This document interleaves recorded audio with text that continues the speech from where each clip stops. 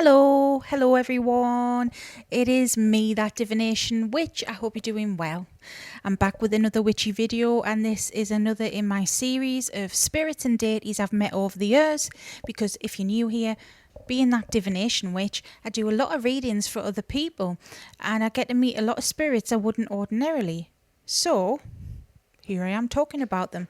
Sometimes, especially when it comes to deities, they're very obscure and there's not a lot of information about them. So I made this playlist to try and help where I could. So, of course, this is my UPG and my experience, but I'm going to share it. And today we are talking about this lovely goddess, Hathor. Let's get into it. If you're new here, hello, welcome. I'm Sarah, that divination witch. I hope you stick around. This is a safe space. All questions are welcome. No questions silly. Ask away. Everyone starts somewhere and everyone's different. Help each other out. That's encouraged. So if you like that thing or sort of thing, please hit subscribe. If you want to get a reading from me, I offer them. It's all below. Got a website, an Etsy. I'm also teaching tarot on Patreon and memberships if you want to learn for yourself. We've got all sorts going on. So yeah, check it out. Thank you. Hathor, what a lovely lady. And I say that from the bottom of my heart. Truly. I admire a great deal of deities, but Hathor is up there. Hathor is not someone I've worked with, but yes, I have personal experience with her, not just for other people. Hathor is a Kemetic goddess, an Egyptian goddess. She's the goddess of love, essentially, and fertility. And she's represented often by a cow. And she's a very loving lady, very, very compassionate and warm, but very, very beautiful as well. And over time, ancient Egypt, it lasted that long. It lasted for thousands of years, the dynasties. It goes over my head because, again, I'm no historian. I say that all the time on the channel. I'm not a historian. I just know bits. I'm a pagan and I meet the spirits, But it lasted thousands of years.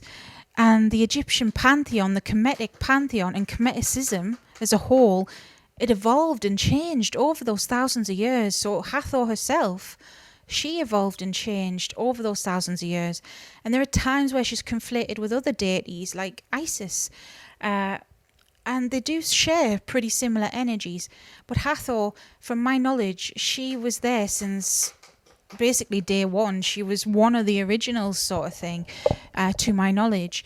And you can just tell that about her, that she, no offense, I know this is coming across cheeky, but she's been around the block.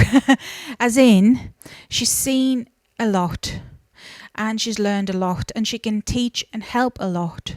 She's got such a love in her heart for everyone. Now, my experience with her, she was the first Kemetic goddess that welcomed me with open arms to learn about her and her people and her culture.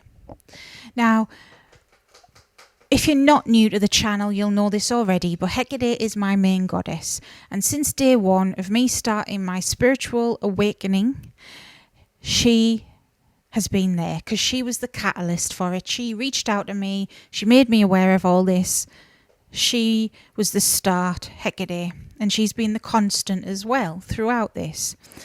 But over time, as my practice has evolved and my own spiritual growth and journey has evolved, I've questioned things about my ancestry, about past lives, and also just about other paths because I can. And I've gone down many, many rabbit holes and learned bits and bobs about things. And I'm still doing it now because we never stop learning and nobody knows everything. If there's anyone out there who ever says they know everything, they're a liar because that's impossible. So that's me in a nutshell. But on this journey, there was this kind of wall between me and Egypt. That's what it felt like anyways.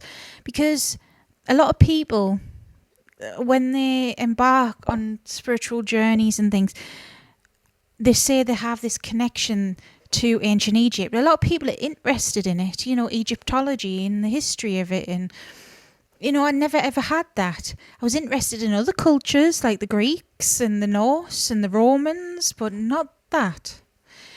And it's not because it's not fascinating and we owe a lot to it, because if it wasn't for the Kemetics, well, we wouldn't be here today. We wouldn't even have the language we have today, or any language at all.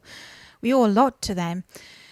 But no, there was like this wall between me and them, like like a spiritual block between me and them. And then one day I met Hathor. It was for someone else I first met her, because they worked with her, and they were a customer of mine. I hadn't met her before, and I just got talking to her after that. She kind of lingered around and welcomed me in and invited me to speak with her and read with her. And I always had this fondness for her ever since, even now. Very fond of her. She's one of my faves. Her and Bastet.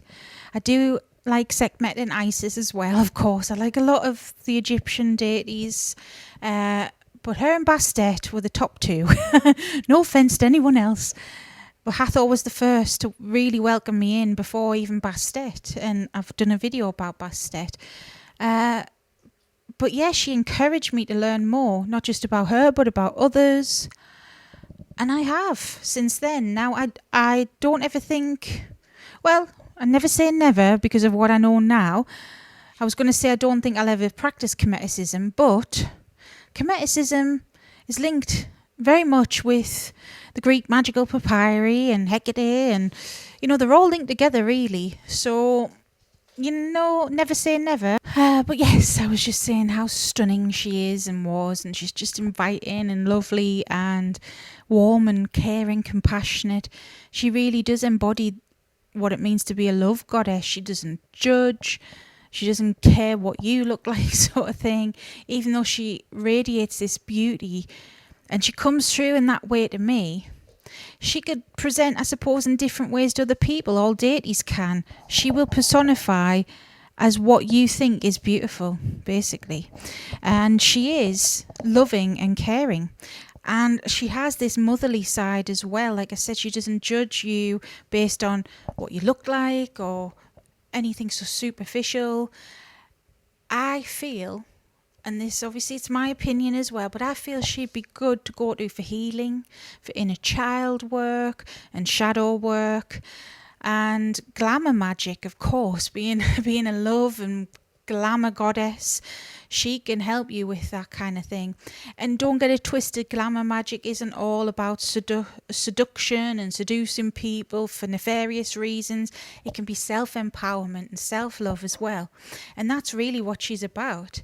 Now, things she likes off the top of my head and what she's telling me right now, the most obvious is cows and the symbolism of cows. But now I don't know if this is in any history book, but she doesn't like eating them.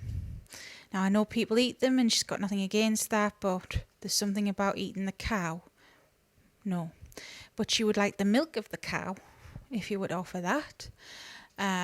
So yeah, milk, goat's milk as well, honey, and I know that's an Egyptian thing. Yep, she likes honey and gold. Now, it doesn't have to be literal gold, but nice things, she's a classy lady, of course.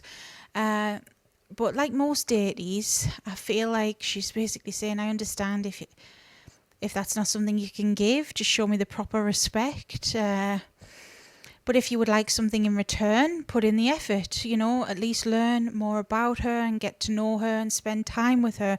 It doesn't have to be anything extravagant, but as long as you are learning about her mythology and, say lighting a candle for her. And it doesn't have to be a special candle either. She said it used to be tallow candles once, whatever that is. I think that's the old-fashioned candles. It doesn't have to be made out of anything fancy or whatever. She gets it, even though she is, who she is, a classy lady. I really feel this with deities that are so ancient. They just get it. They understand. Now, this is a bit off topic from Hathor, but at time of filming, I kind of got into it with someone on TikTok over Odin, a total different mythology. But in a nutshell, Odin in the mythology, he gives his food offerings to his wolves. But I've given Odin food offerings before, and he's accepted them, but some person was saying, oh, he doesn't accept them. Now, even if the god themselves wouldn't eat it, it doesn't mean they won't accept it. They are spiritual beings. I've had this discussion with my witchy bestie, because it was half a joke. Okay, I was joking. She made some coffee for one of her deities and left the bits in, and I was like, you're giving them bits? It's like drinking through the bits. You at least filter it out, man. Don't give them like floaty bits, you know.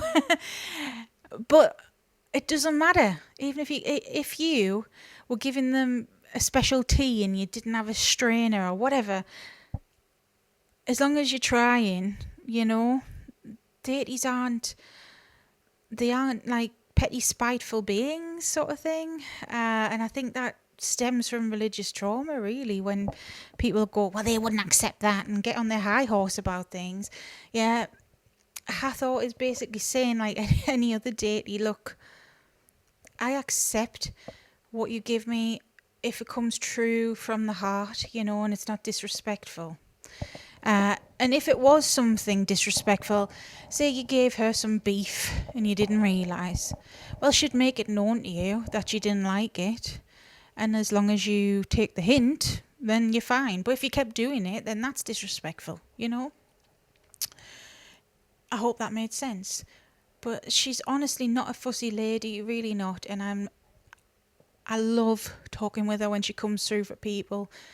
Lovely lady, very compassionate and kind.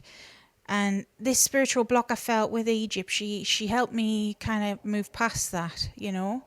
I don't feel like I've got connection to Egypt like other people do. Don't get me wrong. And I know on a personal level I don't really want to share, to be honest. I know there's a reason for this block. But that's okay. It is what it is. I'm interested and I'm learning, and I'm still interested in them. And who knows what the future holds, because at the end of the day, all these different pantheons and histories, etc., all linked together. And this is what I'm seeing years down the line. Oh, everything links together. Everyone's got a common purpose. They're all coming together for a common reason. That's why I've literally had angels and demons in the same room. It's not what you think. They all want to help us. Everyone wants to help us for a reason. We've got to enlighten ourselves. We've got to help each other here. Find our own way in life. That's the way it is. All right. I hope this helped. If there's anyone else you want me to talk about, please let me know. I'm happy to do so.